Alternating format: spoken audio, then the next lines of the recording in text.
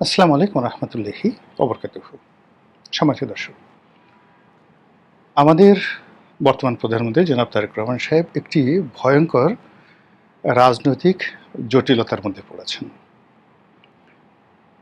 এই রাজনৈতিক জটিলতা যে রাজনৈতিক বিপর্যয় তৈরি করবে, এটা শুধুমাত্র বিএনপিকে বা ব্যক্তিগতভাবে জিয়া পরিবারকে, সামগ্রিকভাবে বাংলাদেশকে ক্ষতিগ্রস্ত করবে তা নয়। এটা আমাদের এই এলাকার যে জিও পলিটিক্স, বাংলাদেশ, ভারত, পাকিস্তান, এই যে পুরো এলাকা মায়ানমার, এই এলাকার যে জিও পলিটিক্স, এই জিও পলিটিক্সটিকে আগামীতে বিপর্যয়ের মুখে ফেলে দেবে। এখন রাজনীতির সমীকরণ যে জায়গাতে দাঁড়িয়ে আছে, এই সমীকরণের অব্যবহিত পরিণতিতে এ দেশটি কি হতে যাচ্ছে। এখানে তালেবান সরকারের মতো একটি দক্ষিণপন্থী সরকার ব্যবস্থা কায়েম হতে পারে। পাকিস্তানের মতো একটি military dictatorship under the cover of democracy. পাকিস্তানে যেভাবে এখন মার্কিন যুক্তরাষ্ট্রের তাবেদার সেনাবাহিনী, সেনাবাহিনীর তাবেদার একটি সরকার, সরকারের তাবেদার একটি বিরোধী রাজনৈতিক গ্রুপ, যেভাবে পাকিস্তান চলছে, এর বাইরে আপনি চলে যেতে পারেন একেবারে অ্যাজ লাইক মিশরের মতো। সেখানে আব্দুল ফাত্তাহ সিসি যেভাবে মিশরটি চালাচ্ছেন, ঠিক সেভাবে। যদি প্রেজেন্ট টেন্স বাদ দিয়ে আপনি অতীতে যান, তাহলে আপনি চিলিতে পিনোশে, ইন্দোনেশিয়াতে সুহার্তো, কিংবা জেনারেল নেউইন বা উ মং মং খা, তারা যেভাবে মায়ানমার চালিয়েছেন, ঠিক একই একটা পরিণতি আমাদের এই 18 কোটি মানুষের দেশে তৈরি হতে যাচ্ছে। বিষয়টা সংক্ষেপে বলার চেষ্টা করব, বুঝিয়ে বলার চেষ্টা করব, আশা করি আপনাদের ভালো লাগবে। রাজনীতির সবচেয়ে বড় বিপদ নয়, যাকে বলা হয় ভূমিকম্প এবং সুনামি, হলো রাজনীতির শূন্যতা। প্রকৃতি সব কিছু সহ্য করে, কিন্তু কোনো অবস্থাতেই শূন্যতা পছন্দ করে না। বায়ুমণ্ডলে যদি শূন্যতা হয়, সেখানে ঘূর্ণিঝড় হয়, কালবৈশাখী হয়। সমুদ্র পৃষ্ঠে যদি শূন্যতা তৈরি হয়, মহাবিপর্যয় তৈরি হয়ে যায়। সমুদ্র পৃষ্ঠ বাদ দিয়ে যদি আপনি সমুদ্রের তলদেশে কোনো শূন্যতার তৈরি হয়, সঙ্গে সঙ্গে সেখানে ম্যারিয়ানা ট্রেঞ্চ এর মতো গভীর খাতের তৈরি হয়, আর সেই ট্রেঞ্চের মধ্যে পৃথিবীর সবচেয়ে বড় পর্বতমালা অলিম্পাস তৈরি হয়ে যায়। এবং সেটা পার্মানেন্টলি এরকম একটা পরিস্থিতির সৃষ্টি করে, যেমন ধরুন আপনাকে বলা হয়, যদি আকাশে যেভাবে ব্ল্যাক হোল তৈরি করে পার্মানেন্টলি, এই ব্ল্যাক হোল কখনো মরে না, সব মরে যায়, আকাশের সব কিছু মরে যায়, তারাও মরে যায়, চন্দ্র, সূর্য, গ্রহ, তারা, নক্ষত্র, একটা নির্দিষ্ট সময় আছে, কিন্তু কখনো ব্ল্যাক হোল কখনো মরে না। একইভাবে এই মহাবিশ্বের যেখানে এরকম ব্ল্যাক হোলের মতো প্রকৃতিতে ঘটনা ঘটে, সমুদ্রের নিচে যখন এই ঘটনাটা ঘটে, সেখানে বারমুদা ট্রায়াঙ্গেলের মতো একটি ট্রায়াঙ্গেল তৈরি হয়ে যায়, যেটা কিয়ামত পর্যন্ত ভয়ঙ্কর আস হয়ে থাকে।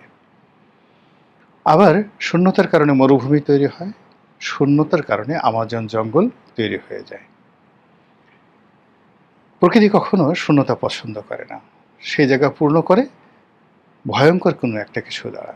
আর এই প্রাকৃতিক বৈশিষ্ট্যগুলো থেকে আমরা যেন শিক্ষা গ্রহণ করি, এজন্য দিনের পর দিন, বছরের পর বছর, শতাব্দীর পর শতাব্দী, সহস্রাব্দ ধরে এই পৃথিবী নিয়ে গবেষণা হচ্ছে। আর সেই গবেষণার প্রেক্ষিতে মানুষের যে আচার আচরণ, চালচলন, আমাদের জীবনে ফিজিক্স আছে, কেমিস্ট্রি আছে, বায়োলজি আছে, ভূগোল আছে, এরকম হাজার রকম বিদ্যা আছে। আর সেই বিদ্যার মধ্যে পলিটিক্যাল সায়েন্স সবচাইতে গুরুত্বপূর্ণ বিদ্যা, যে বিদ্যা বাকি সব বিদ্যাকে নিয়ন্ত্রণ করে। যে সমাজে রাজনীতি ঠিক নেই, সে সমাজে অর্থনীতি ঠিক হয় না।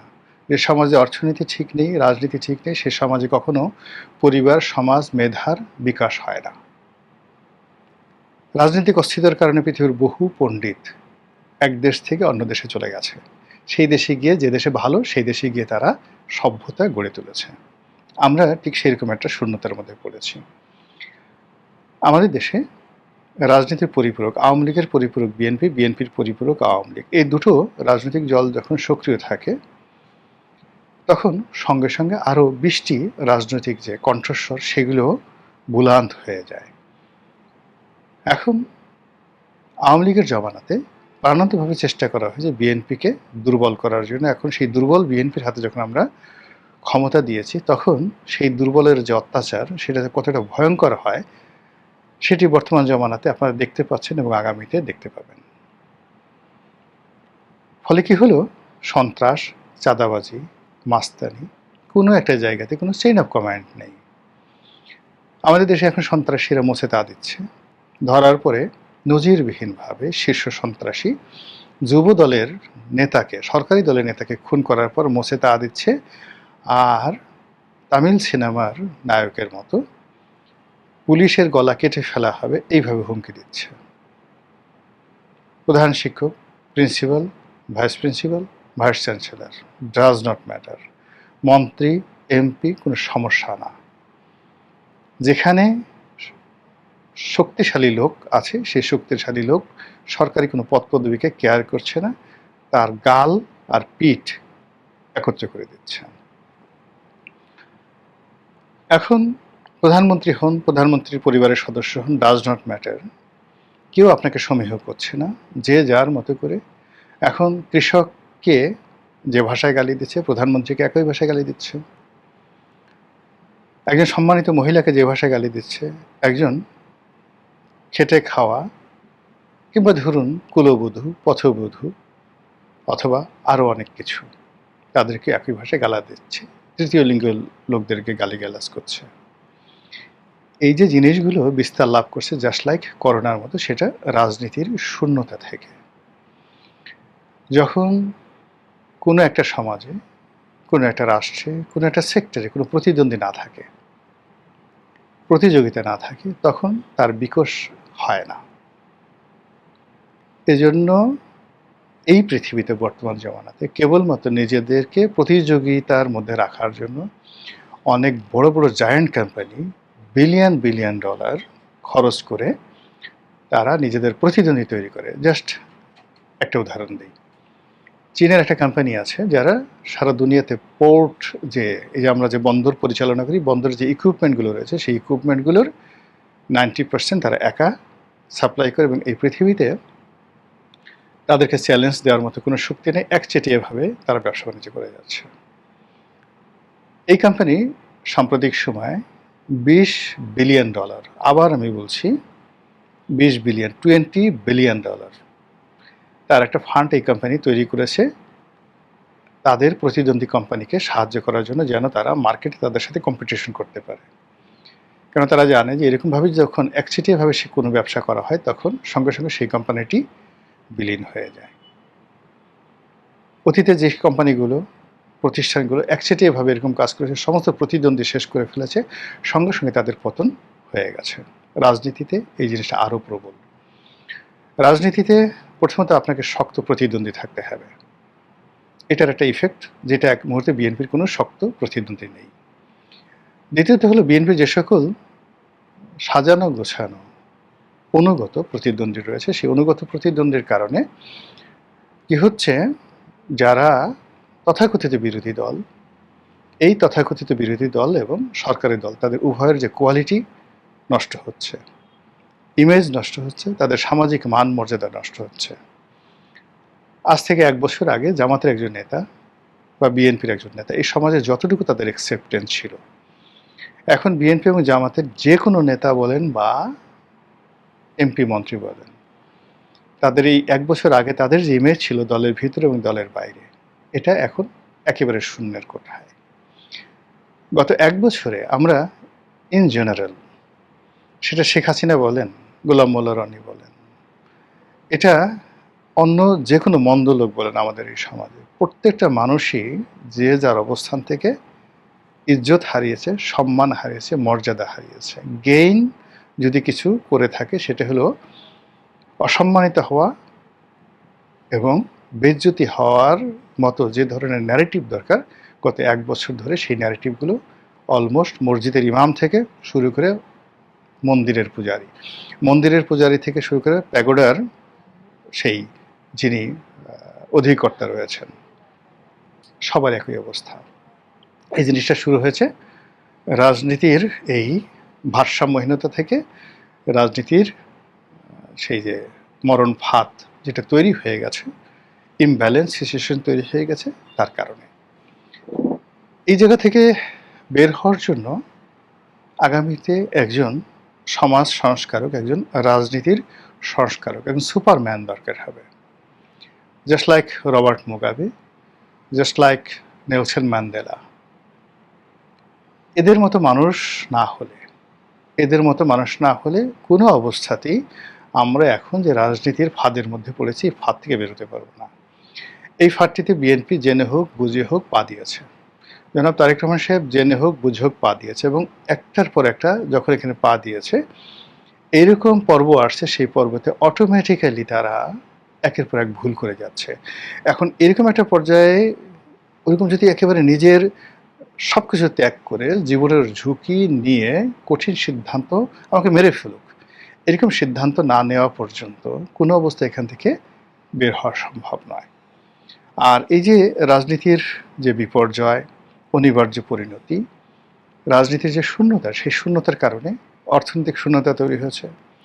অর্থনৈতিক শূন্যতার কারণে সামাজিক শান্তি শৃঙ্খলার যে ভারসাম্য সেটা নষ্ট হচ্ছে। সামাজিক ভারসাম্য নষ্ট হওয়ার কারণে পারিবারিক ভারসাম্য নষ্ট হচ্ছে। পারিবারিক ভারসাম্য নষ্ট হওয়ার কারণে as a human, individual human, একজন মানুষ হিসেবে আপনার যে ব্যক্তিগত বোধ এবং বুদ্ধি আছে, আত্মমর্যাদা আছে, আপনি যে আশরাফুল মাখলুকাত, এই বিশ্বাসটা মানুষ হারিয়ে ফেলছে। সে ধীরে ধীরে মনে করছে আমার আর ছাগলের মধ্যে, আমার আর পশুর মধ্যে, আমার আর মেরুদণ্ডহীন প্রাণীর মধ্যে, জীবিত মানুষ আর মৃত মানুষের মধ্যে কোনো পার্থক্য নেই। মানুষ যখন অভাবের মধ্যে পড়ছে, সে সব কিছু হারিয়ে ফেলছে। সাম্প্রতিক সময় যদি আপনি অপরাধগুলো দেখেন, যে মাত্রায় অপরাধ হচ্ছে, যে আকৃতিতে অপরাধ হচ্ছে, এ বাংলাদেশে কখনো হয়নি। প্রকাশ্য মালিবাগের শান্তিনগরের একটা মার্কেটে পুরোটা সিসিটিভি আছে। সেই মার্কেটে পুলিশের মানে সোর্স হতে পারে বা কোনো চক্র হতে পারে, হোয়াট এভার মেবি, সেখানে একজন পিতা তার কন্যাকে নিয়ে আসছে বাজার করার জন্য, মার্কেটিংয়ে, শপিংয়ে, যুবতী কন্যা। সেই কন্যার সামনে সেই বাবার পকেটে ইয়াবা ঢুকিয়ে দেওয়া হলো, জোরাজুরি করে, মার দিয়ে। কন্যা ধাক্কাধাক্কি করতেছে, তারপর সে জোর করে পকেটে ইয়াবা ঢুকিয়ে দেওয়া হলো। এই দৃশ্য শত শত মানুষ দেখল। তারপর ওনার পকেটে ইয়াবা আছে, এই অভিযোগে পুলিশ তাকে গ্রেপ্তার করে নিয়ে গেল। সে অভিযোগ করে তাকে গ্রেপ্তার করে নিয়ে গেল, আর যারাই কাজ করলো তারা সেখান থেকে চম্পট দিয়ে চলে গেল। এই সমাজ কি কল্পনা করা যায়? আপনি বসুন্ধরা মার্কেটে হাসছেন আপনার কন্যাকে নিয়ে, আপনার স্ত্রীকে নিয়ে, হঠাৎ করে একজন এসে আপনার হাত দুই হাত চেপে ধরলো, হাজার হাজার মানুষের সামনে, শত শত মানুষের সামনে, ক্যামেরার সামনে আপনার পকেটের মধ্যে সেই ইয়াবা ঢুকিয়ে দিল। এরপরে সেই ইয়াবা আবার পুলিশ এসে আপনাকে সার্চ করলো, আপনার পকেটে ইয়াবা পেয়ে গেল, আপনাকে গ্রেপ্তার করলো। আপনি বললেন যে ওই লোক দেখেন, সিসি ক্যামেরাতে দেখেন, হাজার হাজার মানুষ সাক্ষী আছে, ক্যামেরা সাক্ষী আছে, ও আমার পকেটে ঢুকিয়েছে, ওই লোক, দ্যাটস ম্যান। সেই লোক মুসকে মুসকে হাসছে সিনেমার মতো, আর পুলিশ আপনাকে ধরে নিয়ে যাচ্ছে। আর আমরা কোটি কোটি মানুষ এই দৃশ্য দেখছি আর হাপিত্তেশ করছি, কিন্তু রাষ্ট্রের পক্ষ থেকে কোনো সাড়া পাচ্ছি না। এরকম অসংখ্য ঘটনা, একটি দুটো নয়। এই ঘটনা সেক্সের ক্ষেত্রে ঘটছে, এই ঘটনা দাম্পত্যে ঘটছে, পরকীয়ার ক্ষেত্রে ঘটছে, এই ঘটনা নামাজ কালামের ক্ষেত্রে ঘটছে, মসজিদে ঘটছে, মন্দিরে ঘটছে, সব জায়গাতে ঘটনা ঘটছে। মাদ্রাসায় ঘটছে, স্কুলে ঘটছে, কলেজে ঘটছে। অপরাধের ধরন এবং প্রকৃতি যা কখনো অতীতে বাংলাদেশে হয়নি। আর সব কিছুর মূলে রয়েছে এই রাজনৈতিক শূন্যতা, এবং সেই শূন্যতার দায় এখন বিএনপির ঘাড়ের উপর পড়েছে, জনাব তারেক রহমান সাহেবের ঘাড়ের উপর পড়েছে। এই দায় কি ৬-৭টা বা ৮-১০টা গোলাপি রঙের বাস নামিয়ে এই দায় থেকে মুক্ত হওয়া যাবে? এ দায় কি দুপুরে ১০০ টাকার খাবার খেয়ে তারপরে ঘন ঘন মন্ত্রী পরিষদের সদস্য পরিবর্তন করে নিত্য নতুন মানুষকে মন্ত্রী বানিয়ে পাবলিক সেন্টিমেন্ট, ভারতে যাব না, চীনে যাব, চীনে যাব না, আমেরিকাতে যাব, এই কাজ করে রক্ষা পাওয়া যাবে? যদি যায় ভালো, আর যদি না যায়, নাগরিক হিসেবে আমাদের বলার দায়িত্ব বলছি। মহান আল্লাহ আমাদের সবাইকে হেদায়েত দান করুন এবং হেফাজত করুন। আসসালামু আলাইকুম ওয়া রাহমাতুল্লাহি ওয়া বারাকাতুহু।